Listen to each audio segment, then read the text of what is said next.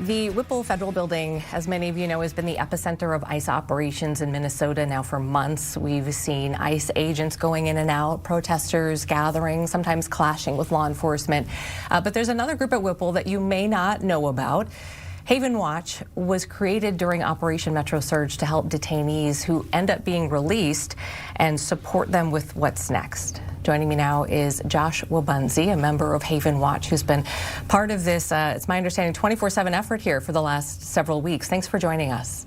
Thank you. Yeah, so happy to be here. Yeah, Josh, you say that, so your group is not there to protest. You want to be clear about that, and you are not aligned with law enforcement. So can you tell us what exactly Haven Watch is doing at Whipple? Yeah, I'd be happy to. Haven Watch is out there looking to provide basic humanitarian aid for the people as they're being released. We started with simply a coat and a warm car to sit in and the ability to make a phone call. Most of the people that we've been serving, have been released without any of those things into the middle of the cold Minnesota winter, and very often late at night after 10 p.m. And so just helping them get home and helping them start to put their lives back together. Have things changed, do you think, as far as, the drawdown of agents we understand has happened? What have you been seeing as far as the traffic flow of, detainees, things like that? Honestly, we're really not seeing much change. The numbers that we're seeing being released daily go up and down, daily, if not weekly. That number ranges in between, I would say, 8 to 30 a day. Less people are being released on the days when there's more press out there. I wanted to ask you, sorry, if I could just follow up on that specifically. So I'm guessing you saw last week Representatives Ilhan Omar and Angie Craig were there. They toured Whipple. They said an opportunity to talk with some of the ICE officials there. They said when they came out that they said the holding cells were all empty. They were told a group of detainees had just been transferred before they arrived. And then ICE also told them that they were at about 20 detentions a day. So I guess given what you're seeing, what did you think when you heard that? That isn't what I saw on the ground that day. I was out volunteering that day, providing rides. And I had one man who sat in my car that day who had woken up that morning at the Candy-Ojai County facility, and he was driven out at 6 in the morning to Whipple. And so it's about a 2-hour drive. So he was at the Whipple starting at 10 a.m. and he was released about 3 o'clock in the afternoon. Okay. So when you heard that, did you just think that's flat out not true, or do you think that there's somewhere in the middle No, I think it's just flat out. I think it's flat out not true. Not true what our representatives were told. Okay. Some people might look at this and say, well, why help or support people who may be criminals? You don't know who they are. They're coming out of there. I'm curious about any pushback that you've gotten and how you would respond to some of that. Well, on the first point of that, if they're being released from Whipple after being detained, then they should be released. If somebody had a criminal record or was deportable, they would have been deported. And the ICE wouldn't be releasing them, period. So by the time they come out, the federal government has determined that they're okay to be released back into the public. But the range of people that we're serving go from immigrants who are full citizens to people who are somewhere within the process of gaining full status. Yeah, I was going to ask you about that. The who that you're seeing come out. There's been a GoFundMe for Haven Watch, and I just happened to look at it yesterday. $1.3 million raised through this GoFundMe. How do you feel about that? It's really, really humbling.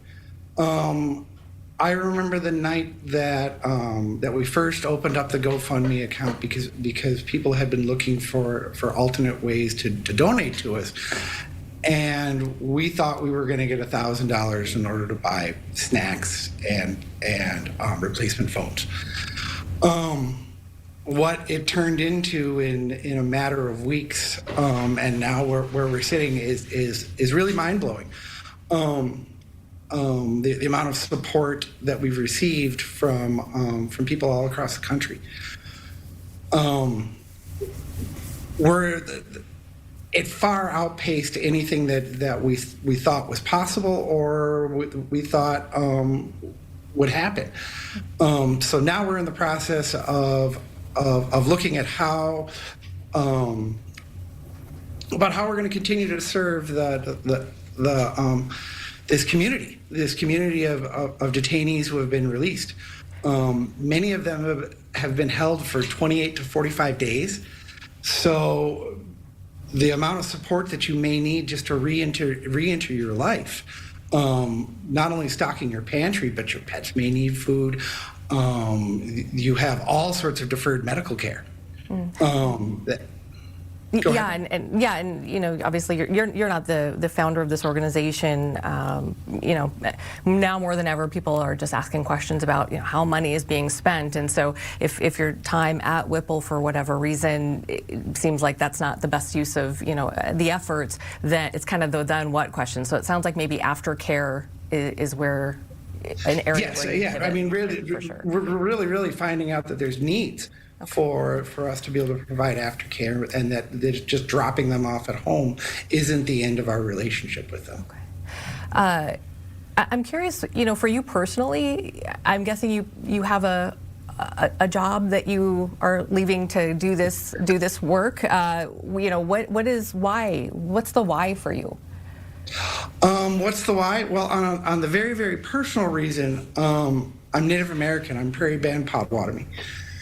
And the things that are happening out there at the Whipple have happened before and have happened in our history. And so I find what's happening out there to be very, very personally offensive. How about the scope of Haven Watch? I mean, how many people are we talking? Is it really 24/7? You know, are you rotating? How many? What's the infrastructure look like of Haven Watch? Yes, we try and be as close to 24/7 as possible. Releases happen at all hours of the day, and the idea of somebody being released at 4 in the morning, or it's just as likely for them to be released at 4 in the afternoon. So we need to provide those services. Because it doesn't matter what time of day they're released. They're going to continue to be released. Right now, yeah, as I said earlier, kind of the sweet spot for the length of time that people are being held is between 28 and 48 days, or 28 and 45 days. So that means the people that we're seeing being released were picked up at the beginning of January. And that's based on conversations you've had with people who have been coming out? Is that right? Okay. Yeah. I'm curious if you all are you know, documenting the things that you're seeing, and if so, is there a plan to do something with that, or is this really just attending to what you see as like a burning fire right now? A lot of what we're doing is in triage. It really is a triage. Is figuring out these immediate needs, especially when it was so cold.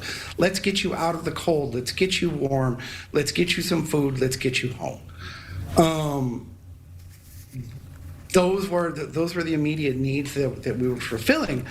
But as we continue on, we're finding out that those needs are still continue.